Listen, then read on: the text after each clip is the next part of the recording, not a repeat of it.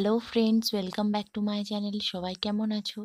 আশা করছি সবাই খুব ভালো আছো আর আমিও ভালো আছি। আজকে তোমাদের জন্য দেখাবো আমি পিৎজা বাড়িতে বানিয়ে। তো চলো, এখানে আমি ময়দা নিয়ে নিয়েছি 250 গ্রামের মতন, আর এর মধ্যে দিয়ে দিলাম নুন। আর এবার এখানে দিয়ে দিচ্ছি একটা ডিম ভেঙে। তো ডিমটা এবার আমি ময়দার মধ্যে ভালো করে মিশিয়ে নেব। তো এই পিৎজাটা কিন্তু আমি মাইক্রোওভেনে করব না, এটা আমি সম্পূর্ণটাই গ্যাসে করব। তো যাদের মাইক্রোওভেন নেই তারা একদম চিন্তা করো না, গ্যাসেও পিৎজা কিন্তু দারুণ টেস্টি খেতে হয়। তো দেখো, এবার কিন্তু আমি দিয়ে দিচ্ছি ইস্ট পাউডার। তো এটা একদম অপশনাল, এটা যদি তোমাদের কাছে না থাকে তাহলে এটা না দিলেও চলবে।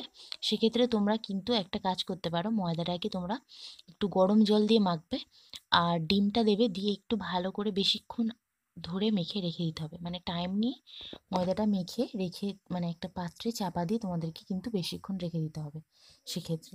তো এই ময়দাটা কিন্তু আমার মাখা হয়ে গেছে, এবার আমি এটাকে কিছুক্ষণের জন্য চাপা দিয়ে রেখে দেবো।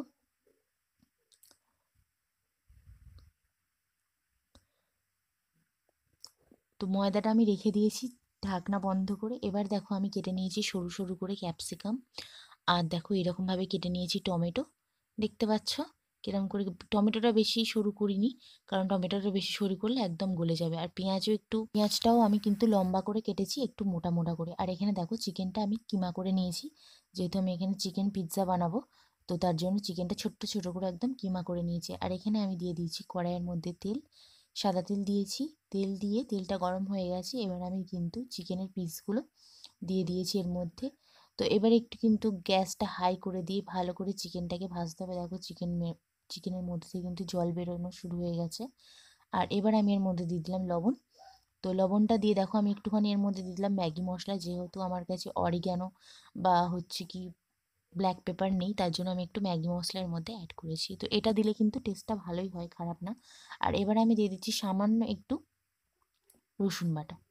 তো রসুন বাটাটা দিয়ে এবার কিন্তু আমি একটু ভালো করে একটু টাইম নিয়ে এটাকে কিমাটাকে বানিয়ে নেব।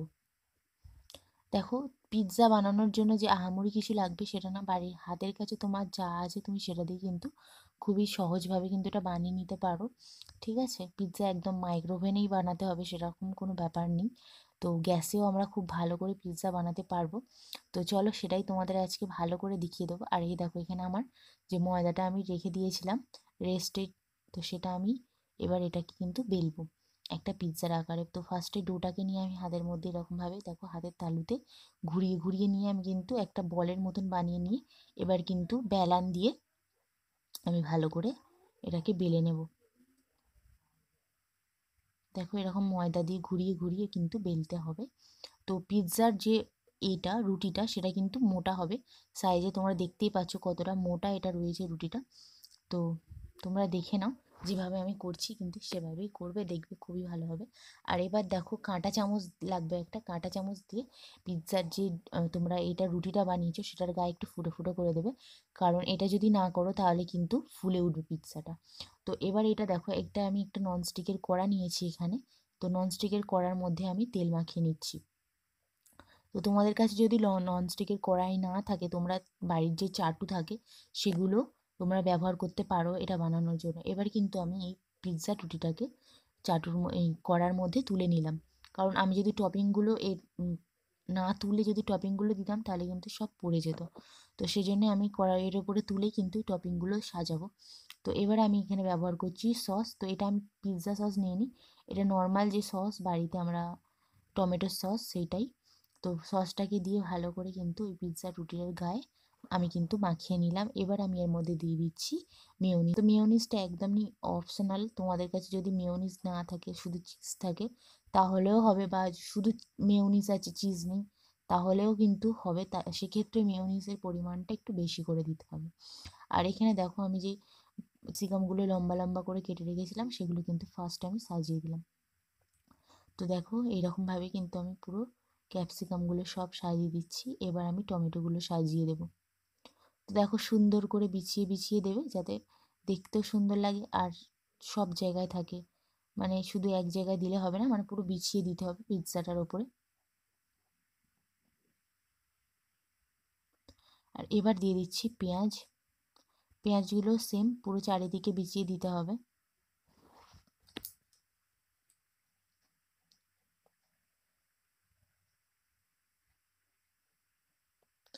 এবার যেটুকুনি মেয়োনিজ ছিল আমার বেঁচে সেটুকুনি আমি ওপর থেকে একটু ছড়িয়ে দিয়েছি। আর এবার দিয়ে দিচ্ছি একটু লবণ, হালকা হাতে ছড়িয়ে দিলাম। আর এবার আমি দিয়ে দিচ্ছি একটু ম্যাগি মশলা ওপর থেকে। তো এটা একদম অপশনাল, তোমাদের কাছে যদি অরিগানো থাকে তোমরা তাও সেটা দিতে পারো, আমার কাছে ছিল না তাই। আর এবার আমি দিয়ে দিচ্ছি চিকেনের ওই যে কিমাটা ওপর থেকে ছড়িয়ে ছড়িয়ে দিয়ে দিচ্ছি।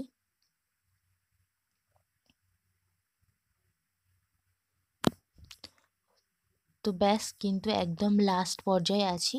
এবার জাস্ট যেটা একদম দিতেই হবে পিৎজাতে সেটা হচ্ছে চিজ।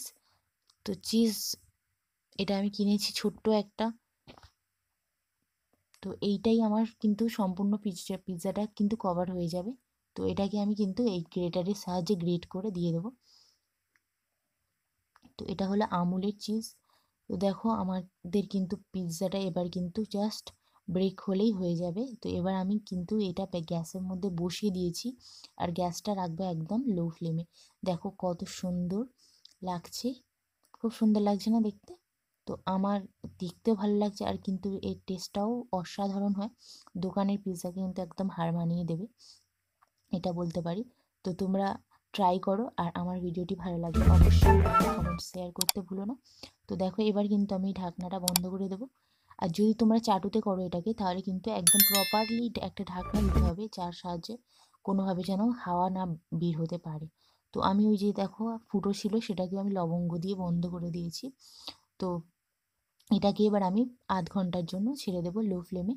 তো আধ ঘন্টা পরে এসে দেখছি এটার কি অবস্থা হয়। তো দেখো আধ ঘন্টা পরে দেখো আমাদের পিৎজাটা চিজগুলো পুরো একদম মেল্ট হয়ে গেছে। তো দেখো জাস্ট অসাধারণ দেখতে হয়েছে। তো এটাকে এবার কেটে পরিবেশন করব আমরা। তো তোমরা এটা সন্ধেবেলায় বাচ্চাদের জন্য বা নিজেদের একটু স্ন্যাক্স হিসাবে তোমরা কিন্তু এটা বানিয়ে কিন্তু দিতে পারো বাড়ির লোকেদেরকে, খুবই পছন্দ হবে সবার। তো আশা করছি তোমাদের ভিডিওটি খুব ভালো লেগেছে। দেখা হচ্ছে নতুন একটা ভিডিওতে। আজকের মতন টাটা সবাইকে। সবাই খুব ভালো থেকো।